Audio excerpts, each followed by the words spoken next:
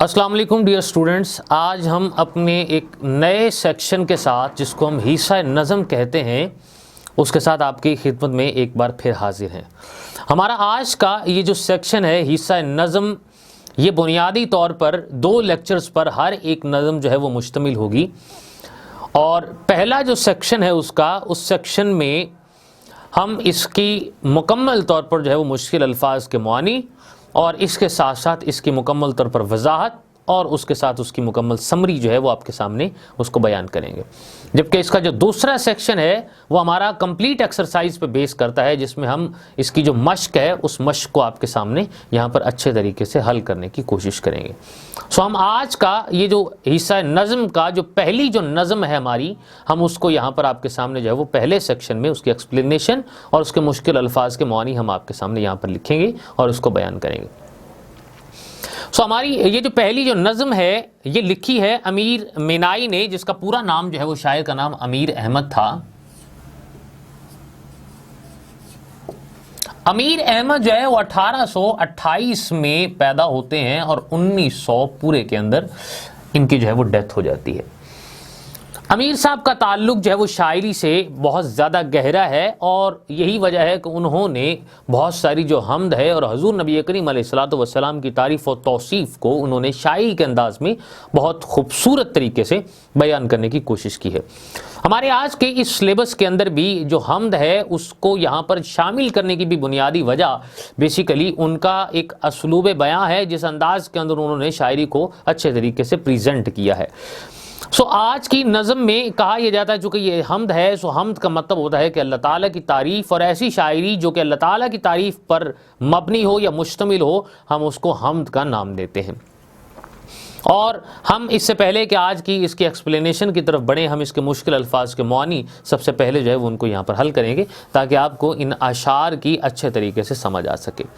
ہماری آج کی اس نظم میں جو پہلا وہ جو لفظ ہے وہ ہے خلوت۔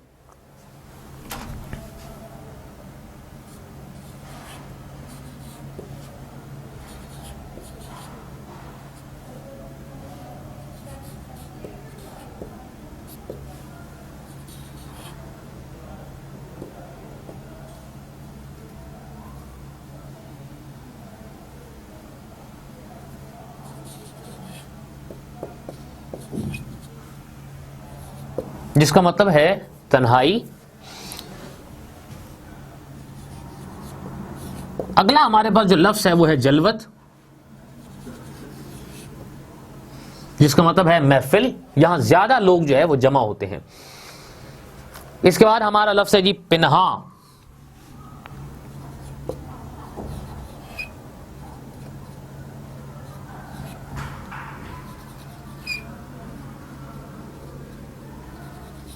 جس کا مطلب ہے چھپا ہوا۔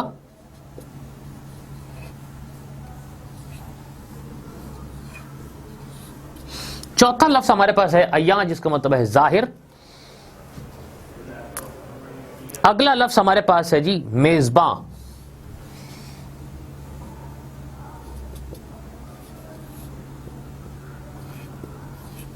میزباں کا مطلب ہوتا ہے خدمت کرنے والا۔ اگلا لفظ ہمارے پاس ہے مہمان،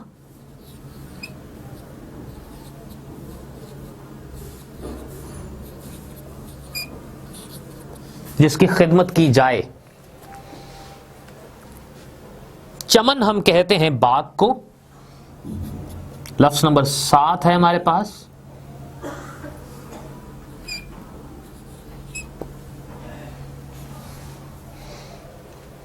اگلا جو لفظ ہے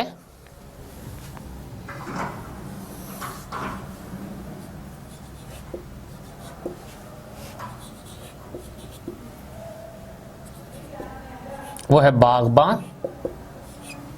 اس کا مطلب ہے باغ کی رکھوالی کرنے والا یا دیکھ بھال کرنے والا۔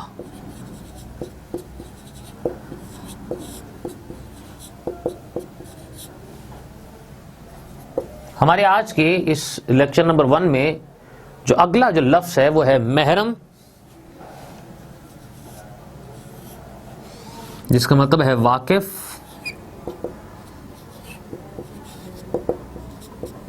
یا جاننے والا،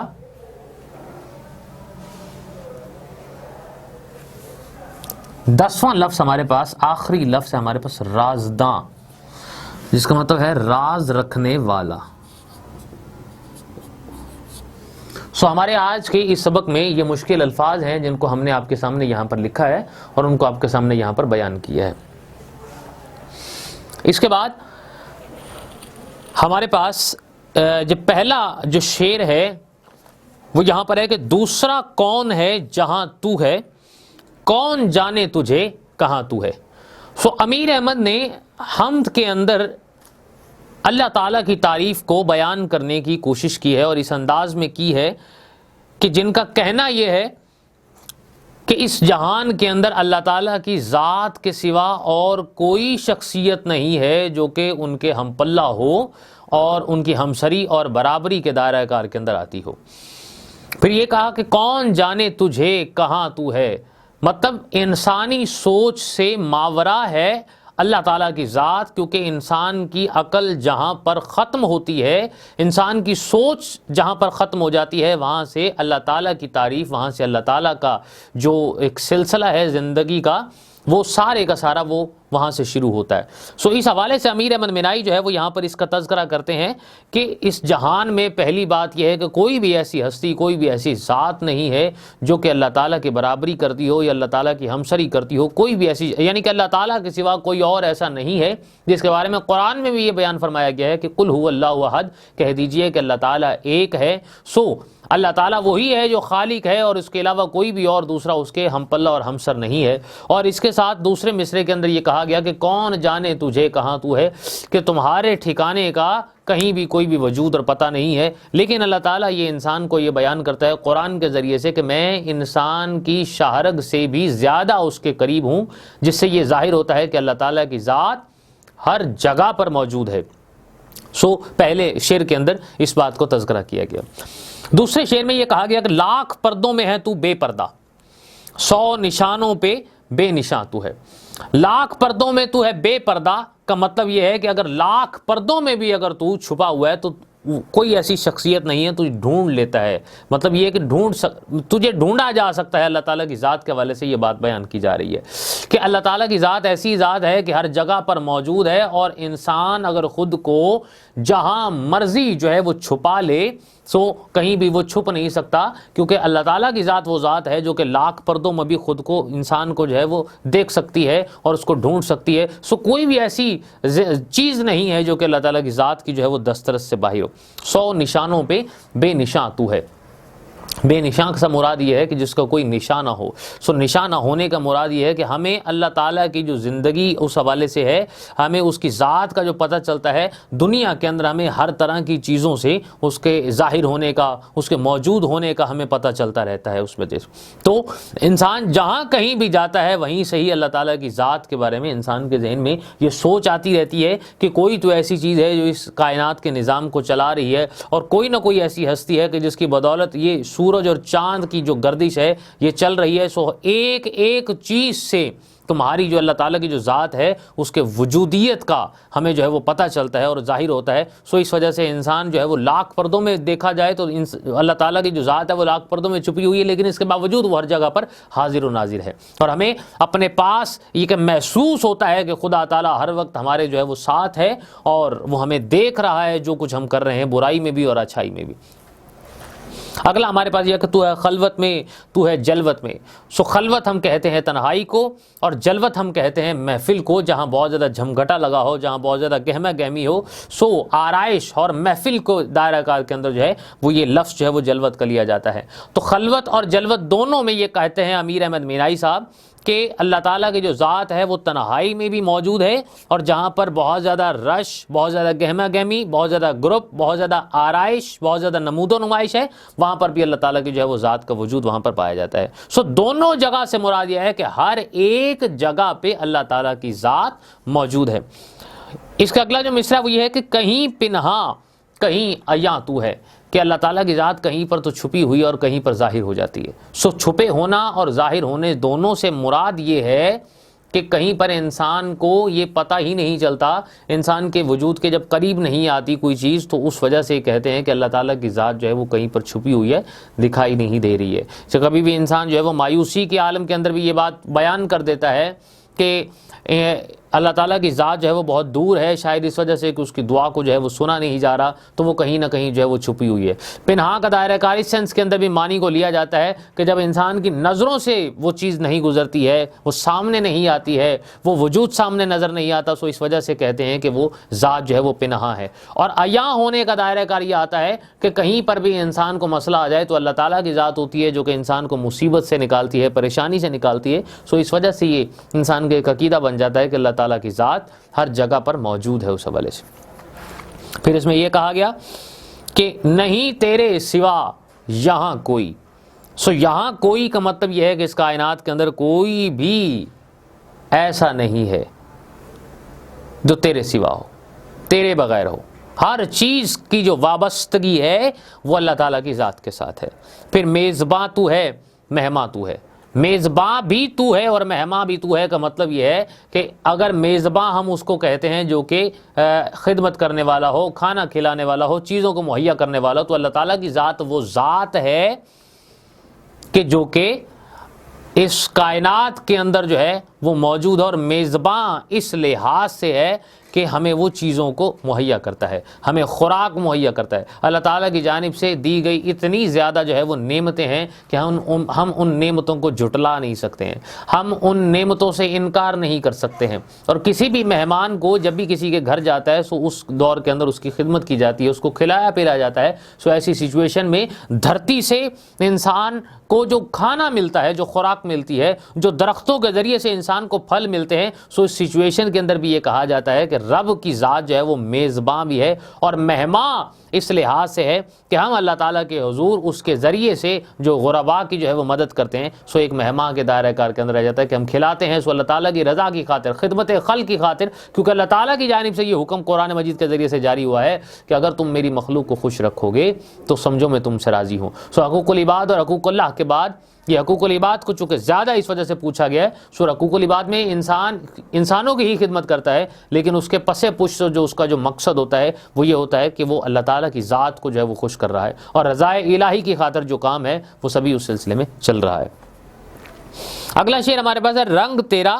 چمن میں بو تیری، خوب دیکھا تو باغباں تو ہے۔ سو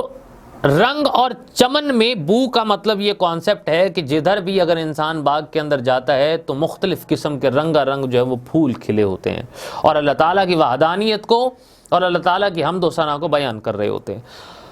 اور ان کے اوپر پھیلنے والا مختلف قسم کا دلکش اور خوبصورت جو رنگ ہے، اور اس کے ساتھ ساتھ پھولوں سے آنے والی جو مہک ہے وہ بھی اللہ تعالیٰ کی ذات کی تعریف کو بیان کر رہی ہوتی ہے اور اس کی عکاسی کر رہی ہوتی ہے، اور یہ چیخ چیخ کر یہ کہہ رہی ہوتی ہے کہ یہ وہی ذات ہے جس نے مجھے بھی جنم دیا ہے، جس نے میرے اندر ایک خوشبو کو پیدا کر دیا، جس نے مجھے اتنے زیادہ رنگوں سے اور خوبصورتی سے جو ہے جس نے مجھے نواز دیا۔ اور اس کے بعد یہ کہا خوب دیکھا تو باغباں تو ہے۔ سو باغباں اسے کہتے ہیں جو چمن کو بنانے والا ہو، چمن کی دیکھ بھال کرنے والا ہو، باغ کا خیال رکھنے والا ہو۔ سو اللہ تعالیٰ کی ذات وہ ذات ہے جو باغ کا خیال رکھنے والی، مطلب اس نے باغ کو بنایا ہے، اسی نے اتنی زیادہ خوبصورتی بنائی، اسی نے جو ہے وہ سبزہ اس نے نکالا ہے، اسی نے اتنے زیادہ جو ہے وہ خوبصورت اور خوشنما جو ہے وہ درختوں کو جنم دیا ہے، اور یہ وہی ذات ہے جس نے پھولوں کو اگایا ہے۔ سو اس کائنات کے اندر، اس دھرتی کے اندر جو خوبصورتی کو پیدا کرنے والا جو ایک ذات ہے وہ اللہ تعالیٰ کی ذات ہے، کیونکہ باغباں کا کام بھی یہی ہے کہ وہ خوبصورتی لاتا ہے، آراستہ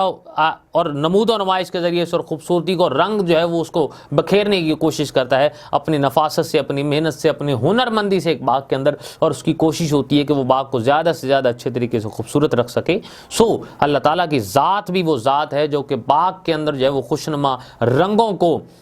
پیدا کرتے ہوئے اس کی جو ہے وہ دیکھ بھال کرتا ہے۔ سو باغباں امیر احمد مینائی نے اس انداز کے اندر اللہ تعالیٰ کی ذات کو یہ بنایا ہے۔ اس کے بعد ہمارا جو آخری جو شعر ہے وہ یہ ہے کہ محرم راز تو بہت ہیں امیر، راز کو جاننے والے تو بہت ہیں، واقف کار تو بہت ہیں، شناسائی والے تو بہت ہیں، جان پہچان والے تو بہت ہیں، لیکن اگلا جو مصرع ہے ہمارا یہ لاسٹ اس حمد کا، جس کو کہتے ہیں رازداں تو ہے۔ جس میں امیر احمد مینائی اس بات کو تذکرہ کر رہے ہیں کہ انسان اگر کسی شخص کو اس دنیا کے اندر اپنا کوئی راز دے دیتا ہے، تو بہت سارے ایسے دوست ہوتے ہیں جو کہ رازداں ہوتے ہیں، راز کو بتاتے نہیں، لیکن اس کے باوجود انسان کو ہمیشہ ان کا ڈر لگا رہتا ہے کہ شاید وہ کسی سے کوئی تذکرہ نہ کر دیں، شاید ان کی وہ بات جو ہے وہ کہیں نکل نہ جائے، شاید اس وجہ سے اس کی دل آزاری نہ ہو جائے، شاید اس وجہ سے کہ اس کی عزت اور شان میں جو ہے وہ فرق آ جائے، سو اس وجہ سے اسے ڈر لگا رہتا ہے، یا کوئی اسے دیکھ نہ لے، یا اسے کوئی پہچان نہ لے، یا اس کی کسی بھی کوئی کمی کوتاہی کو جو ہے وہ پتہ نہ اسے چل جائے۔ سو ایسی سچویشن میں یہ کہا کہ محرم راز تو بہت ہیں، کہ راز کو رکھنے والے، راز کو دبانے والے تو بہت زیادہ ہیں، لیکن اصل حقیقت یہ ہے کہ جو راز کو صحیح معنوں میں رکھتا ہے اور صحیح معنوں میں جو ہے اس بات کا یقین دلاتا ہے کہ کسی کی بات کو کسی کے سامنے جو ہے وہ عیاں نہیں ہو گئی، اور نہ ہی کسی کے سامنے کسی کی بات کو بیاں کیا جائے گا، سو وہ ذات جو ہے وہ رب کی ذات ہے۔ اور یقیناً یہ بات ہے کہ اللہ تعالیٰ کی ذات جو ہے وہ کامل ایک ذات ہے، جس کے بارے میں کبھی بھی کسی بھی قسم کا کوئی شک و شبہ اور گنجائش جو ہے وہ ممکن ہی نہیں ہے۔ سو اس حوالے سے امیر احمد مینائی اللہ تعالیٰ کی جو ہے وہ تعریف کو بیان کرتے ہوئے یہ بیان کر رہے ہوتے ہیں کہ اللہ تعالیٰ کی ذات وہ ذات ہے جو کہ باغوں کی بھی دیکھ بھال کرنے والی ہے، کس کے ذریعے سے؟ چونکہ وہ ایک خوشبو کو پیدا کر دیتا ہے اور ایک رنگوں کو جو ہے وہ وہاں پر باغ کے اندر جو ہے وہ بکھیر دیتے ہیں۔ راز بھی رکھنے والی اگر وہ ذات ہے، سو سب سے زیادہ ذات جو ہے وہ اللہ تعالیٰ کی ذات، اور یہ وہی ذات ہے جو جلوت میں بھی نظر آتی ہے اور خلوت میں بھی نظر آتی ہے، تنہائی میں بھی نظر آتی ہے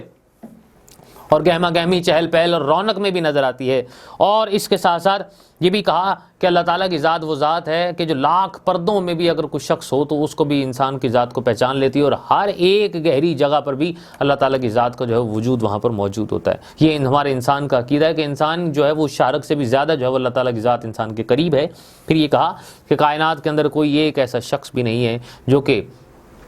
اس دنیا کے اندر آپ کی دسترس سے، اللہ تعالیٰ کی پہنچ سے جو خالی ہو۔ سو ہر ایک شخص اور ہر ایک چیز اس دنیا کے اندر، حتیٰ کہ یہ بھی کہا جاتا ہے کہ اس کائنات کے اندر اگر کوئی پتا بھی ہلتا ہے سو بھی اللہ تعالیٰ کے حکم سے ہلتا ہے۔ سو یہ ایک اس کا تذکرہ ہے جو کہ ایک نظم کی صورت کے اندر امیر احمد مینائی نے اللہ تعالیٰ کی تعریف کو بیان کرتے ہوئے کیا ہے۔ امید ہے کہ آپ کو اس کی سمجھ آئی ہوگی۔ اپنے ایک نئے لیکچر کے ساتھ ہم دوبارہ آپ کی خدمت میں حاضر ہوں گے۔ اجازت، اللہ حافظ۔